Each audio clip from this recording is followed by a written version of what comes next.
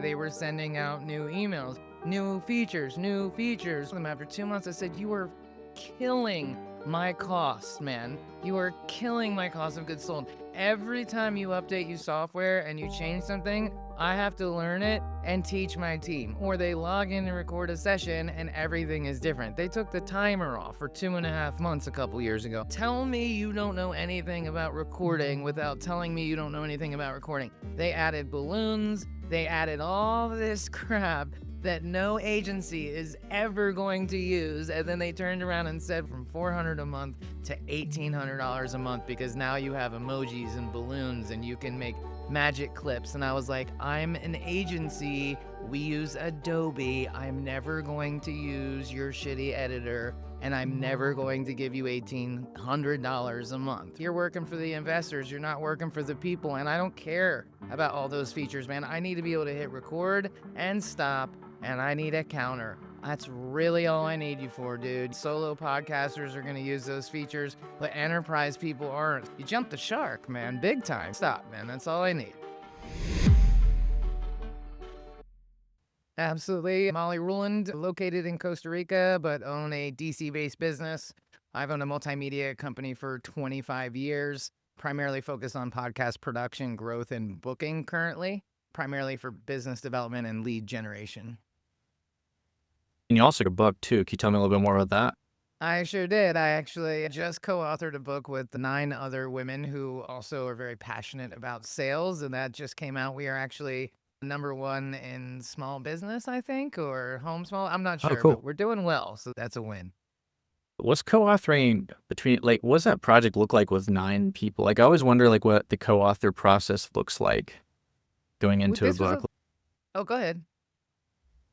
Yeah. Can you walk me through, like, that process of, like, why you wrote that book? Why 9 authors? And For sure. Our story is a little bit unique because we all know each other and we have all been doing concentric circles around one another in our professional careers. And we're all passionate about sales. And so it was really just a natural fit because we all understand each other and have a tremendous amount of respect for each other's work. So it was pretty simple. We all agreed to do it. We submitted our chapters. We worked with a really great publishing company that took care of it, Eaton Press. And it was just it was super easy. And it was really nice knowing I was collaborating with people that I really respect. So we're actually in the process of recording the audiobook, so that'll be available as well. that's cool. Did you like break up like chapters, like certain topics, like we're focused on, like, I'm assuming there's like a podcasting top, like I'd imagine you'd be like the lead on that chapter. Was Sure. a Well, lead if you, yeah. yeah, it was all about Speak Your Way to Sales is the name of the book. So the idea is like, how do you get on a microphone and get in front of more ideal clients? So it's everything from keynote speaking to there's a lot of different ways to generate revenue and generate sales. And so that was really the main underlying foundation of the book. Yeah, with like the podcast, which was, 8 years. I started it to break into the design industry. So I'm a product designer by training, and the challenge is that it's not really like an industry that like is designed to allow like new people in, like you have to break in. And so I was like, oh, well, maybe like I could just do coffee chats with people, hiring managers, and then I'll get a job. And that didn't work because that's like everyone's strategy. And and then me and my friend, we just had this idea like, oh, what if you asked me to come on our podcast? And we didn't have a podcast. Yeah. So like looking at like my story, it really was like, hey, would they say yes to coming on a podcast? And then and then the answer was yes. And then one thing led to another, and I just kind of doing it for 8 years. And so I know like firsthand like the power of like just making your own distribution channel and selling that. But it was really hard. And I think for like 4 years, it was just a grind, like getting guests and stuff like that. Like I guess, like, why write the book now? Like what are the pain points you're solving? What are you trying to rhetorically like convince people to do, like what's possible?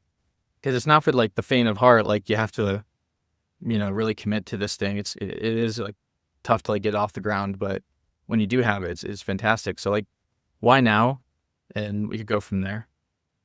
For sure. I think more and more every day I lose interest in social media, and I'm more convinced that podcasting and SEO is the best business development tool, especially as I'm getting hammered with really bad cold outreach all day. People trying to sell me services that I sell. It's just so bad and it's just so much noise. And I just think that SEO will bring people who are already looking for you to the table. And then podcasting is a great way to get in front of new people, whether it's having a podcast. And I talk about it a little differently. Interview the people you want to do business with, create an ideal client profile. What does that look like? What kind of awards do they win? What are their titles? What are their jobs? What are their accomplishments? Reach out to those people on LinkedIn. Don't worry if they have big audiences or not. Focus on what it is that you're passionate about, what it is that you're doing, and focus on the relationship. Because I think that everything in life, like especially after turning 50 this last year, like everything in life is relationship based. Your personal and your professional life is 100% based on the relationships that you hold in your life. If you have good business relationships, you're going to have a healthy business. And the best way to do that is to form new relationships all the time. Today, my only goal is to be a good guest for you and answer your questions and do a good job, because the only person I really want to impress today is you, because you're putting all this effort into it, right? Maybe one day I'll send you some business. You'll send me business. Maybe I'll run into you at a podcast convention. If you've been doing this for 8 years, it's possible. So for me, it's all about forming a relationship and not worrying so much about, am I going to get people to join my lead magnet? Are people going to follow me? I'm not worried about that, because I know that if I invest into authentic and targeted relationships. So people might say interviewing people you want to do business with is a setup, but I'm not selling you anything. I want to talk to you about content marketing. I want to talk to you about content bets. I want to talk about the things that I've been doing for 25 years. I got skin in the game. I enjoy talking about that stuff. In the process, the expertise comes through and people realize, wait a minute, she knows what she's doing. She's super fun. I want to hit her up, or I'm going to introduce her to, or we should bring her in on the next project, whatever it might be. And I think people have really underestimated the power of relationships in this time when everybody's so focused on big numbers, and big numbers are a trap. Going viral is a trap. It doesn't make your phone ring. It makes your notifications buzz, but it does not make your phone ring. So I think right now, especially in the state of the world and with business being as scary, no one knows what's about to happen. And so I think there's never been a better time to double down on learning how to form real relationships with people in the business world so that you can get to the next step. You just described how I explain it to people when they're like, well, how much money are you making? Are you monetizing it? And I'm like, no, I just need like even if the episode only gets like 100 to 300 downloads, which by the way is like a very well attended physical meetup, actually better than 100%. most physical. Sure. Yeah. And like you're releasing 2 episodes a week and they're each getting like 100 to 300 downloads. Like that's incredible attention. And if it's a focused podcast on like what the topic, that's very high quality lead, like audiences. And I mean, my job is like, I want to just eventually just be on an operating team of a company. I'm not interested in like consulting or having a bunch of clients. Like I just need like 5 of those 100 people to be a potential boss or client. I just need to impress one of them. And so, yes, I have monetized it. It's led to like higher salaries, better opportunities, career-wise. I've definitely made my money back, and then some on all the money I poured into this thing in the form of just like opportunities, getting higher salaries, and better like compensation packages. It like also like I don't want this to be like my thing. I don't want to be like a media company. Like it really like what you're saying is like it depends on your business model. Right. Really quick, I'm just gonna turn off this heater. Record, yeah, AI, edit this out. The like locations of my home office, and some of them haven't like fully built habits around like what I need to turn off before I go. Let's start here. But essentially, what you're saying is like everyone's like there's people like that don't do podcasts because they're like, well, I'm not gonna be able to get like a lot of people. Like, what if no one like no advertisers want to advertise on my show? And what you're saying is like, well, if your business model is like you want to be a small, service business where like you really like what you need to like for fulfillment is maybe like 3 to 2. I mean, you can be really busy with 2 clients. That doesn't matter. Agreed. Like Because you just need like one customer to pay you like $5,000 to get started. Like, you don't need a million people. You don't want a million people. If most businesses, if they had 100 people want to sign up tomorrow, it might bankrupt them. You know what I mean? You can't accommodate those people. You're going to have to hire people. You're going to have to train them. The opportunity for failure increases exponentially. It's not the gift that people think it is. And the best thing that you can do in sales is have an advocate. The best thing you can do in your professional career is have advocates or sponsors, people saying your name in rooms that you're not in. And for me, the best way to do that is just spend 45 minutes with you. At the end of it, you're either going to be like, yeah, I like Molly, she's cool. Or you're going to be like, geez Louise, that lady's way too much. But either way, you're going to have a read on me. And if you like me, hopefully you're going to want to introduce me, or you're to think about me. Or next time somebody says, oh, I think I'm just going to start a podcast, you'd be like, you know what, hit up Molly. Mindset, here's her information. Tell her I sent you. That can make a huge difference. I was on a podcast a couple months ago.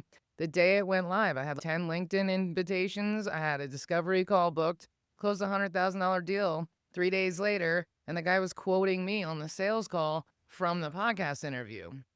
Right? They understand that they don't need to reach millions of people. They don't need a lot of downloads. They don't need that. They just want to nurture and maintain the relationships that they have and create new ones. And so everything I said, they were like, yes. And they called me. They had already hired me before we got on the call. You know what I mean? So it does matter, right? And I don't know how many downloads that podcast got. It's a popular one for sure, but it wasn't like Joe Rogan. It wasn't that serious. It probably got 1,000 downloads, which is awesome. No shade. 1,000 downloads is a great day in anybody's world, but it wasn't so big, but it was the exact right person because they knew exactly how I operate, how I do things, what makes me tick, my sense of humor. You know what I mean? And these guys are all 90s hip hop guys, big Prince fans out of Minnesota. The vibe was there versus a stuffy lawyer's office might have heard me and gone, she's a liability. But they were like, yeah, that's our girl. So that, to me, that has nobody's saying that's my girl from a social media post, from a carousel ad on LinkedIn. Nobody's, yeah, I want to hang out with her. I want to give her a bunch of money. It just doesn't work. you basically, you just described like the difference between advertising and brand, where like advertising's like, hey guys, I'm really good at this. You should hire me. Versus brand, where other people are talking about you, but like when you're not in the room and saying, this person is really good at this, you should talk to them. And like that should be like the dream outcome for people, is like you are just so good, people can't ignore you. And I mean, I've had so many guests, and I also like the idea that you interview, which is the whole strategy of my podcast, is you interview the people that are your customers. Right. Like I've had multiple guests that like wanted to hire me after meeting me, and I can't service all the demand. Like I really just want to focus on one thing at a time for now. Maybe in the future I might be more open to it, but it's like, I just created like career security with this podcast, because people are like, oh, if you listen to this podcast, here's like people are recommending the podcast and being like, oh, I like this show. And then that leads to eventually meeting people being like, oh, I listened to your show. That I'm like, oh, you listened to it? Like, and then also like my team members and my coworkers that I rent, like they listen to it, and then it like helps my internal brand internally, because they're like, oh, this person's like a real student of the game. And then like the goal is like what people say about, I mean, reputation matters, right? It's like what they say about you when you're not in the room is the best indicator of success. For sure. And I love that because I own a podcast production agency. So we produce all the podcasts, and I go on a lot of podcasts, and I have a podcast. So my team has listened to and watched way too many hours of me talking, like probably an unfair amount of hours. I apologize on my own behalf for that one.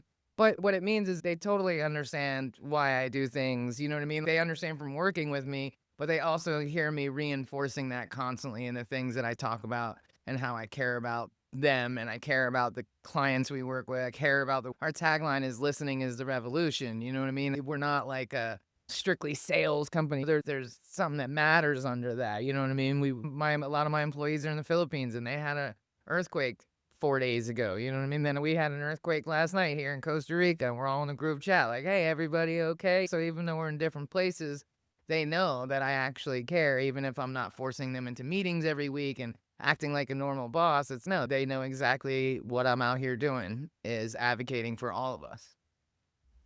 Yeah. And the whole time you haven't really talked about like sales. And so I'm going to anchor a little bit on what you said about that, like, client engagement that you got from just being on a podcast, right? Is that they sold themselves before we even got on the call.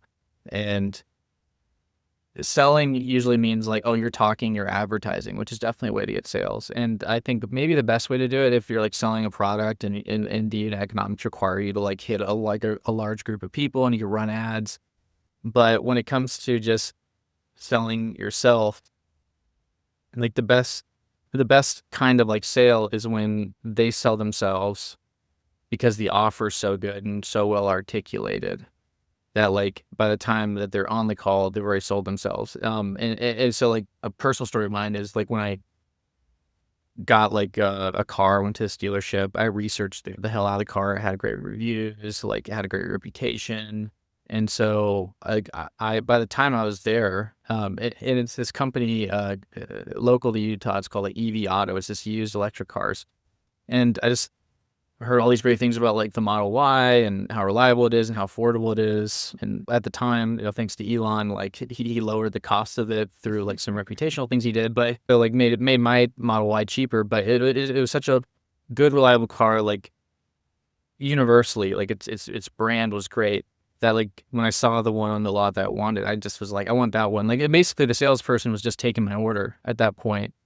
Like the offer is good if people are just taking your order. Like they've already sold themselves. That's kind of what I'm hearing from you, is that it's not like sales in the sense of like advertising. It's more about like, how do you get in the consumer's head and like position yourself in such a way where they think you're the only option?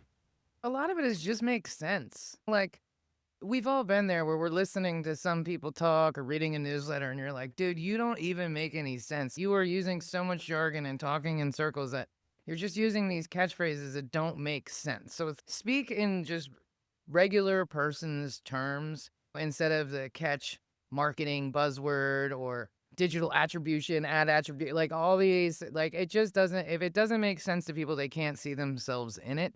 And being really clear on what it is that you sell. And I think that's the hardest thing. So like for 20 years, I owned a company called One Love Massive, and we supported community through art, music, and culture. I managed 160 artists. I had a 3-story building. It was but I have 19 employees, and every week in our meeting, I would have everybody do our elevator pitch, because out of those 19 people, nobody really could say what it is that we did. And that was always a problem because we weren't clear on what we sold.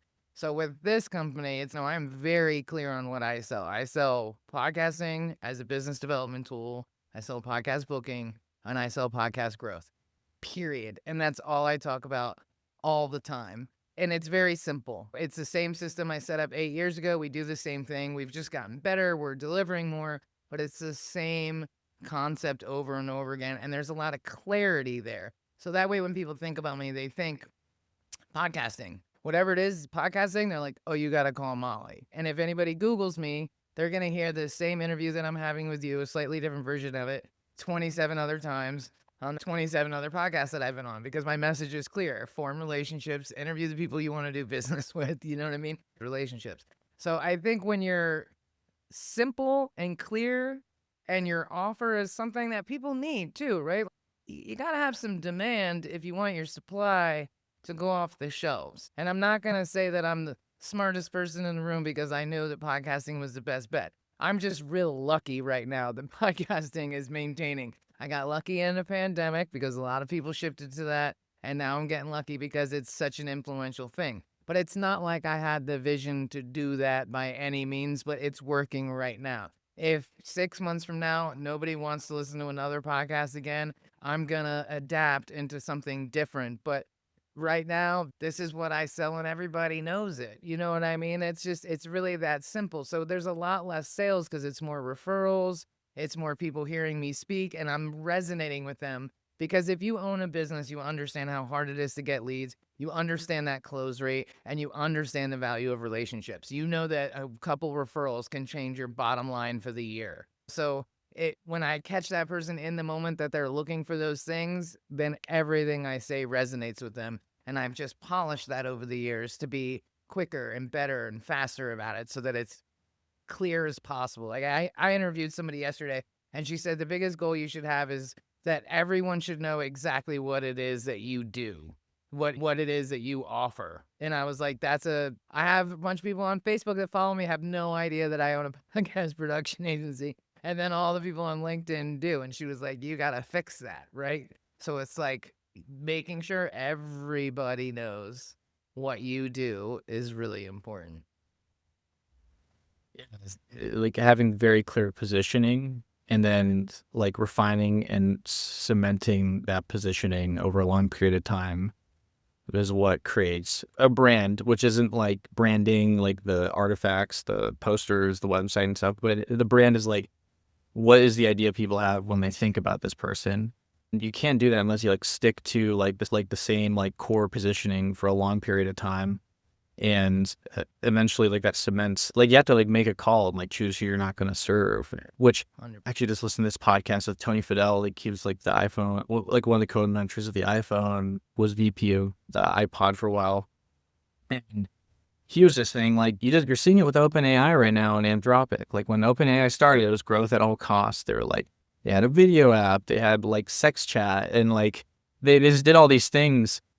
And everyone's like, wow, they're growing. Like they have most of the market share. Like Anthropic's not killing it. But Anthropic is very clear. Like we are AI for the thinkers, like the knowledge workers. We're not going to do AI like image generation. We're just going to be focusing on like solving problems with AI, and we're going to focus on safety. And like that positioning has not changed as long as I've been aware of that company. Mm-hmm. And now OpenAI, people are like, we don't know what you do. And like Cloud Code, like I know what they do. I know what they sell. And so most people are now like they're winning the enterprise. Right. All these people are like mass off of OpenAI over to Anthropic. Anthropic is worth more because they focused on less things. Yeah. And so like for product people listening, it's like you should care about the marketing more. You should care about like what's the promise we're giving before we even like ship a single bit of functionality. Because it doesn't matter. No one cares about your tech. No one cares about how many features you ship.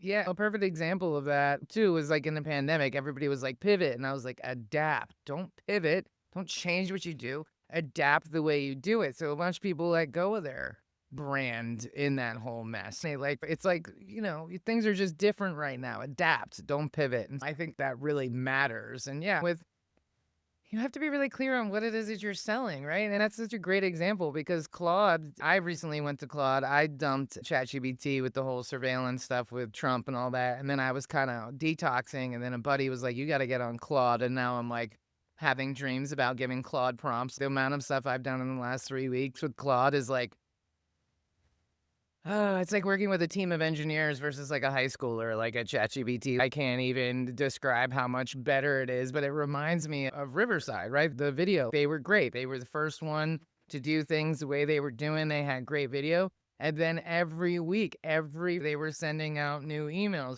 new features. Finally, I got on a call with them after 2 months. I said, you are killing my cost, man. You are killing my cost of goods sold. Every time you update your software and you change something, I have to learn it and teach my team. Or they log in and record a session and everything is different. They took the timer off for 2.5 months a couple years ago. Tell me you don't know anything about recording without telling me you don't know anything about recording. They added balloons. They added all this crap that no agency is ever going to use. And then they turned around and said your rate from $400 a month to $1,800 a month because now you have emojis and balloons and you can make magic clips. And I was like, I'm an agency. We use Adobe. I'm never going to use your shitty editor. And I'm never going to give you $1,800 a month. And what happened? They lost a lot of market share, right? But they still made $10 million. So I don't know. Riddle me that, right? You know what I mean? 10 million in a year and 10 million from an investor, turned around, charged everybody 4 times as much as they were paying before. And I think that they hurt their reputation a lot because it's like you're working for the investors. You're not working for the people. And I don't care about all those features, man. I need to be able to hit record and stop and I need a counter. That's really all I need you for, dude. You know what I mean? Solo podcasters are going to use those features, but enterprise people aren't. So why are you selling? You know what I mean? Just such a huge disconnect. And I even got all the way up to corporate line and got into one of their meetings, and they were like, wow. And I was like, yeah, man, you guys got to put yourself in the seat of the user. You jumped the shark, man, big time. Stop, man. That's all I need.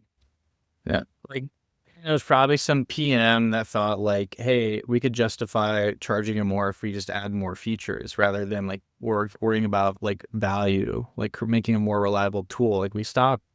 There's like the zeitgeist. Like I'm kind of like the anti product manager like type person. Like, I mean, I have a product management podcast. I do a lot of product management, but I'm also like a designer. Like I focus on like actually like delivering value, not just making plans to hand to teams. And yeah, I'm just like seeing like, this is a great example. It's just like that method of like, oh, we got to be shipping features all the time, velocity, ship.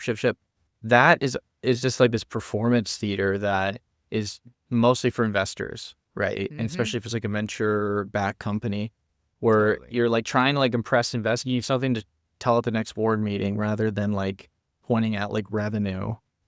And that's a perfect example of like, you didn't care about the marketing, you didn't care about like what our promise was, our positioning. And if you like get the positioning right, you don't have to worry about like shipping all the time. Like if you have like fans Exactly.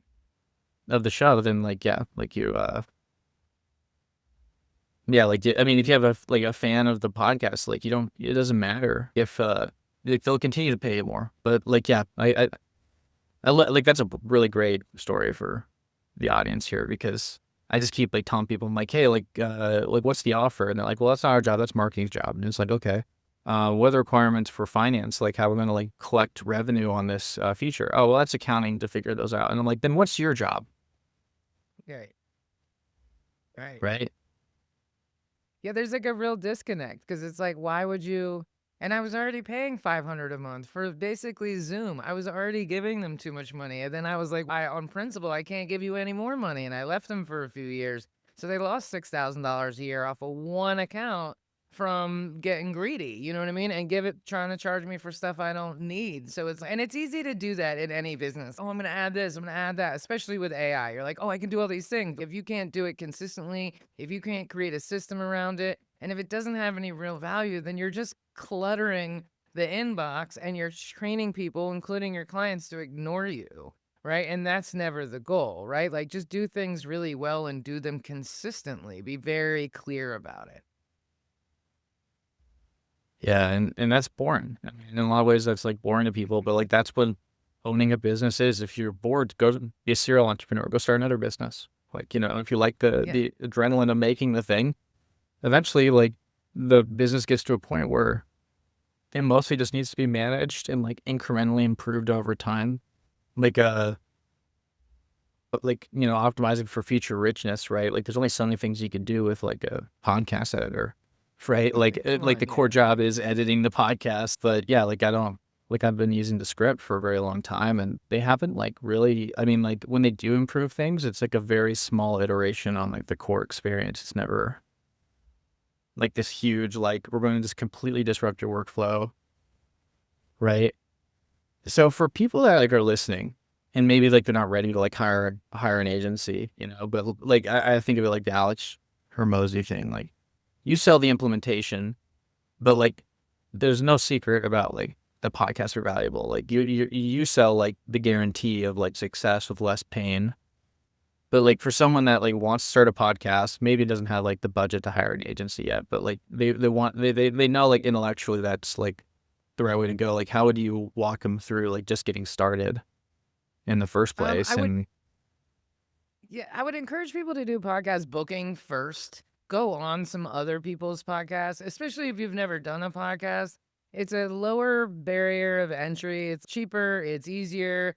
You get your feet wet. You understand what being interviewed makes you a better interviewer, because then you can take notes and go, oh, I like it when they ask me that. I hated that way that guy did it, or that guy's calendar setup sucked, because everybody's a little different, right? You're super thorough. You're like, Here's what to expect. Here's a heads up. But some people, they never even send you the link. So you learn, you're like, don't want to do this. I do want to do that. And it's a really great way to perfect your elevator pitch, right? Because that's what you're doing on a podcast, is just repeating your same 5 bullet points over and over again, but in ways that are appealing to different audiences, but it's the same message. And I think that's a great way to start. Get comfortable being on a microphone, get comfortable using your microphone the right way, get comfortable being on camera, understand the best way to share that content and maximize it in the future, etc. If they really want to go into a podcast, I would say the biggest thing that I don't think people appreciate is, again, you can train people to ignore you. And we all know those people. The people that have a personal account on Facebook and a business account, and whenever they post on both, so every time you see their stuff in the news feed, it's twice. So you're like, now I've just learned to ignore everything you post. Or people that get on LinkedIn and they're like, video is killing, and their camera is this close. And I'm like, bro or lady, I don't care how cool you are. I do not want to see your face. This isn't TikTok. This isn't Instagram. I'm not into it. You know what I mean? Slow down. And I think people not using microphones, or what you're doing is cheapening your brand, right? And if you're somebody who wants to close big deals, it's really important how you present yourself in the business world, especially on LinkedIn. So if your audio is really bad, or the content is bad, or the video is bad, it's just going to make you look like a rookie. And it's just like the dating apps, man. We make nanosecond decisions on whether we like people, or we want to work with them, or we trust them, or we think they have authority in brand or business. Split-second decisions. So when you go on LinkedIn and bad content, you're just like, at least me, I'm very judgy, and I'll own that. But I'm like, man, I don't want to see that. Now, there's plenty of people. Alex Hormozy, he gets on there with his little nose thing and his gym shorts. He's not perfect, but his content is really good and his audio is really good. You know what I mean? He's got the chops to do that kind of thing. So I think it's important for people to be really aware of, you don't get a second chance to make a good first impression. If you're going to interview people, how are you reaching out to them? Are you making it super easy? Are you acting like a fangirl? Are you giving them a link to sign up for it? Are you making it more work than not, right? And I know you've been on the end of pitches too, where you're like, okay, sure. Then they're like, what days work? And I'm like, just send me a link, man. It's 2020. So there's a lot that people are getting wrong, or they're making bad graphics that look low budget. That is not a good look on LinkedIn. Now, if you're not doing it for business development and it's not going to be featured on LinkedIn, then you can start a little uglier. But I just think that I've told a lot of people, if you're not going to go all in, I just wouldn't do it. Because the thing is that you can spend so much time on it and it won't give you any results. And you would have been better off writing blogs for SEO on your website than you were spending all that time. And so an agency or somebody you hire, we can produce your whole episode in one day, but that's because 8 people are jumping on your episode like piranhas. You got somebody editing the audio, somebody editing the video, written content, graphics, you know what I mean? And then it gets out the door, but there's 8 people doing that. You know what I mean? So when you factor in how many hours would that take you, does it look good? Does it sound good? Can you do it consistently? You know what I mean? Are you getting the guests you want? If the answer is no, I would probably skip it and focus more on podcast booking, get your feet wet, and decide if it's something that you even want to do. Because sometimes it's like Costa Rica. People decide they want to retire here and they wait their whole lives and they get here and they realize they hate it and they want Amazon and they want instant and they leave. It's make sure this is something that you really want to do, because it's a pain in the ass, man. You got to be ready. You got to have good Wi-Fi. You got to get your camera on. You can't just be on the phone at Whole Foods. You got to commit to the thing. So I would say really understand why you want to do it and what success looks like, and clearly define it. Because if you think your phone's going to start ringing because you made a podcast, I always tell people, if you want to hide a secret, record a podcast and put it in there. Nobody will ever hear it. Yeah, I mean, it's like I explain it to people, like it's like having a part-time job. It's like having it's like when people like that I know, they like are like this is what I tell people whenever I have like friends that like are thinking about like having kids, for example. And they usually don't expect that, because usually people that have kids are like trying to like trick you, or just be like, hey, like it's most joy you'll feel in your life. And like, yeah, I have 3 kids. I love them to death. But there's some practicalities to it where it's like, hey, either go all into being the best parent ever or don't do it. Like, that's what I tell them. Like you need to be like, this is the life. It's a lifestyle to grow a family and have children, and like that was some of my that's part of my long-term goals, and like that led to me prioritizing effectively. Like my job wasn't to just like make them and then like not like invest in them and like develop their talents and stuff. Like that's a very different lifestyle than like most people are realizing. Like you shouldn't have kids just to have kids. You shouldn't have a podcast, because I hate editing podcasts. Like it took 4 years before I got like inbound, like where like most of my guests come to me. It took 4 years, but I love talking about product. I love talking about inventing. I love talking about design. That was what kept me going, is like, I love that. And then I also just love the dopamine of when people react to the work positively. That's what kept me going. This is like, I love talking about it. I'm obsessed with it.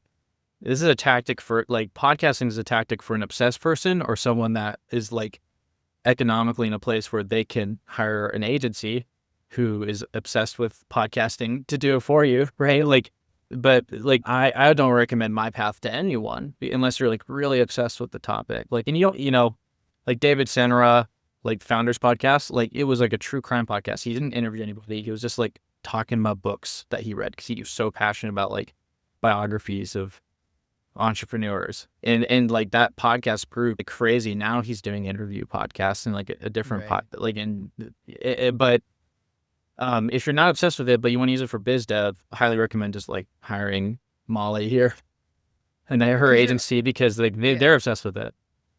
And then there's clear ROI. It's okay, we're going to make sure that you interview 12 people this season that are your exact ICP, because I'm going to send you this obnoxiously long form about, you're probably going to have a better idea how your ICP is after meeting with us than you did before, because I'm going to ask you so many questions about who that person is, and you're going to realize you've been targeting the wrong people this whole time. Then we do the outreach for you. We get them on your show for you, and we edit it so that if you can't create ROI out of 12 episodes, then you've got a bigger problem than lead gen. Your problem is the product, right? And so it's a no-brainer there. But you're 100% right as far as if you're not passionate about it. Like, I have a podcast that I only ramp up every once in a while. I'm thinking about redoing it. And it's about content marketing, because I've been doing it for 25 years. I love talking about this stuff, man. I could talk to anybody all day long about content marketing because I've been doing it. You know what I mean? And it's interesting to me. I like this stuff. I have done parties. I have driven buses across the country. I have done large installations. I have done so much fun stuff that I could talk about for years with people. And that shines through with people. So even though it's biz dev, I'm interviewing CMOs who are also creative people, who also have a sense of humor, who also like talking about this stuff instead of working sometimes. And so of course they love coming on my podcast. So we always have a great conversation. We're talking about something that we're both interested in. And then 9 times out of 10, when I hang up, they go, by the way, I was checking out your website. I think I have a couple clients for you, right? But boom, that's exactly what I want. But if I wasn't passionate about content marketing, that conversation would have fell flat. It wouldn't have been the same because I don't have any skin in the game and I don't care, and you can't fake the funk. You know what I mean? So you should always talk about something you care about, whether it's business or a personal podcast. This idea of what do people want to hear? Who cares what people want to hear? People are stupid, man. Talk about what you want to talk about, and then the people who want to hear that will find you. Don't try to acquiesce to what you think the market wants. If we get one more podcast about white dudes talking about resiliency, Jesus, man, enough. We don't need to know what the market wants. Just be passionate. Yeah, and that's like manipulating. That like comes back to like, you could tell when someone's just trying to commercialize a trend rather than like they're here because they want to be great at what they do. And like that's why Tokyo is the best food city in the world, because it's just a bunch of people that like have been doing like one type of food for years, decades. Right. You could tell the passion about it. And it's like, I want the passionate person making my sushi, making my burger, making me a better burger than I've ever had in the U.S. I want like the marketing person that like loves this and like they're interesting to listen to when they're talking about like marketing. They're like a great storyteller about like what bad and good marketing looks like on their podcast. Like, I want to like hire interesting people. I don't want to hire people to be like oh, I'm a software developer, like no charisma, no critical thinking, storytelling skills. Like, oh, I want you to pay me like $300,000 a year for you to do all the thinking and tell me what to do. No, I'm not interested. I'm interested in like the software developer that like loves this, like codes on their own free time because they love Right. making the thing. They're not because they saw like, oh, software engineering's a really high demand job. Like maybe it was. I don't know if, the market's adjusting, but I mean, we still need engineering, but like I'm gonna hire like because like AI like does a lot of like the grunt work pretty well for like making the thing. Like we want engineers that like are good architects and systems designers, like that they know they could say why one approach is better than the other through like storytelling and like have I don't know learn to have some like charisma, like learn to like fluctuate your voice a little bit, to like get me bought in to what you're doing. And there's engineering podcasts I listen to where I'm just like I'm looking at people like the guest who I would love to like work with, and yeah, it's like you can't fake. Yeah, I like what you said, like the funk. It's like you can't fake like passion. You really can. And I have a perfect example. We have this podcast client. They are one of our first clients, and they do like geospatial satellite mapping, and they talk about GitHub. They talk about stuff that is like way over my. You'd probably love it. You probably know the podcast. I'm not going to mention them on air, but you probably know the podcast. But these guys are super nerds, and the only people that listen to that podcast are other super nerds. And so they don't have a huge listener base, but they landed like a $10 million contract because it's exactly like you said. If you got a $10 million contract to award, are you going to give it to the three companies that are all equally capable? Are you going to give it to the two guys, or are you going to give it to the guys that are so passionate about it that they have a weekly hour-long podcast where they just nerd out about this topic willingly? You know what I mean? That's who I want to work with, because you get to listen to them, you get to hear their personalities, you get to hear how they talk, how they engage, how they interact, what they're talking about. That definitely helped, right? So going back to what you said about monetization, I talk about collateral benefits, which is really like a banking term, but I think it's very relative to podcasting because it's not always, oh, a sponsor gave me $1 million. It could be a keynote speech. It could be so many different things. You know what I mean? And you never know what swayed somebody just because they heard you, even if they never mentioned it or they never talk about it. But that's the company I want to give the big contract to, the ones that are so into it that they can't stop talking about it even after hours. That's the guys I want to hire. That's the team I want working for me, not the ones who are just putting in good bids. Yeah, there's actually a really like, I'll wrap it up. I'll like tie this thread with like a story about I'm currently going through the book called The Lost Chapter. It's a new book about like the 12 years Steve Jobs was in between, like when he was thrown out of Apple, and it covers up to when he got rehired as the CEO and took over Apple again. Yeah, it gets glazed over, but like when he was exited from Apple, he was like everyone like talks about like, wow, he's a genius. Like the Mac wasn't commercially viable. It was too expensive. It wasn't performing well, and it almost bankrupted the company. It was way ahead of its time, but it was still a good idea. Just like you need like good like leadership to shepherd that. But he gets exited. He does next. He did such a terrible job with that company. Like next, but eventually they figured out like how to make like a good operating system, and that became like what Mac OS eventually became is like next, because that's how he got back to Apple. And so he has this opportunity to pitch Apple to like buy Next or this other operating system. And so they basically do a bake-off. Okay, Next will come in, they get to pitch, make their bid for their operating system. And so Steve comes in there and he learns that like as a CEO, he's in service of the people that work for him. So he doesn't micromanage. He like hands the demo off to like his technical partner. And they show real working demo of the technology to the Apple board. And actually show how it works, and he's like telling a story about like why they did it this way, and like it made total sense, right? Like and like so Steve like eventually became the person that became like the legend at this point, but it took him 12 years of being in the wilderness, like learning how not to do it and like roughing out his edges to figure that out. And a part of that was also like just being involved with like Pixar, which he didn't actively manage because it was like north of the Bay, the Golden Gate Bridge. Like he couldn't physically micromanage that company. So like he just was more of an owner and he saw how they operated.